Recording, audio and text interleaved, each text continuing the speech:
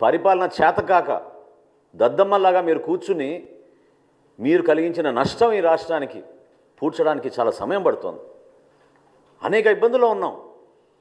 అర్థం కాని పరిస్థితుల్లో కూడా కష్టకాలంలో మేము ప్రజల్ని ఆదుకోవడానికి మేము ముందుకు తీసుకెళ్తున్నాం. నోరు ఉంది కదా అని నేను దాకా అన్నట్టు వర్క్ ఫ్రమ్ బెంగళూరు ఎమ్మెల్యే అయినా. జనరల్గా శాసనసభ్యులు అసెంబ్లీ అయిపోయిన తర్వాత వాళ్ళ నియోజకవర్గాలకు వెళ్ళి పనిచేసుకుంటారు, ప్రజలకి అందుబాటులో ఉంటారు. ఈయన మాత్రం శాసనసభకి రాడు, బెంగళూరుకి మాత్రం తరచుగా వెళ్ళిపోతూ ఉంటారు. ఏ విధంగా మీరు ప్రజా సమస్యలపైన మీరు నిలబడతారు చెప్పండి? ప్రజలు మీకు ఒక శాసనసభ్యుడిగా మిమ్మల్ని ఎన్నుకున్నారు కదా, దాన్ని మీరు గౌరవించాలి కదా, నిలబడాలి కదా.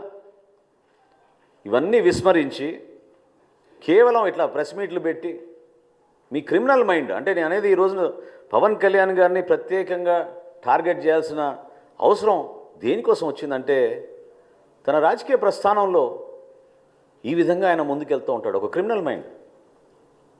మేము కూడా అనొచ్చు కదా, నువ్వు కోడి కత్తికి ఎక్కువ గొడ్డలికి తక్కువ అని.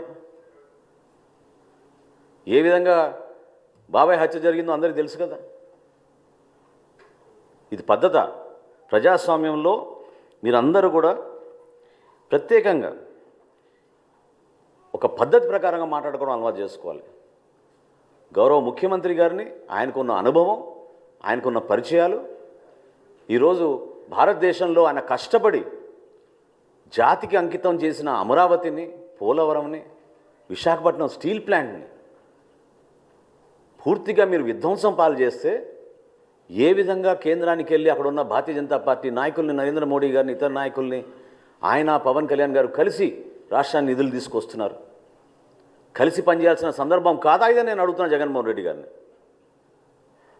మీలో ఏమైనా ఇంకిత జ్ఞానం ఉంటే రాష్ట్ర ప్రజల పక్షాన్ని నిలబడండి. అభివృద్ధి కార్యక్రమాల్లో మీరు పాలు పంచుకోండి. సంక్షేమ కార్యక్రమాలు ఎక్కడైనా పొరపాటు జరుగుతుంటే ప్రభుత్వం దృష్టికి తీసుకురండి. ఎన్నికలు ఇంకా చాలా దూరంగా ఉన్నాయి మనకి. ప్రజలు మన ఎన్నుకుంది 5 సంవత్సరాల పరిపాలన అందించమని. అంతేగాని నోరు బారేసుకుని ప్రతిసారి మాట్లాడితే మాత్రం జనసేన పార్టీ మిమ్మల్ని ఈ విధంగా మీరు చేస్తున్న ఈ కార్యక్రమాల్ని ఖచ్చితంగా ఖండిస్తాం. ఇది చాలా తప్పు. ప్రజాస్వామ్యంలో ఒక బాధ్యత గల వ్యక్తిగా, ఒక మాజీ ముఖ్యమంత్రిగా మీరు అందించాల్సిన సలహాలు, సూచనలు మీరు ఇవ్వండి. వ్యక్తిగత విమర్శలకి కించపరిచే విధంగా దానివల్ల మీకు ఏదో ఓట్లు పడిపోతాయనుకుంటే మాత్రం నిన్నటి ఎన్నికలే మీకు దానికి నిదర్శనం.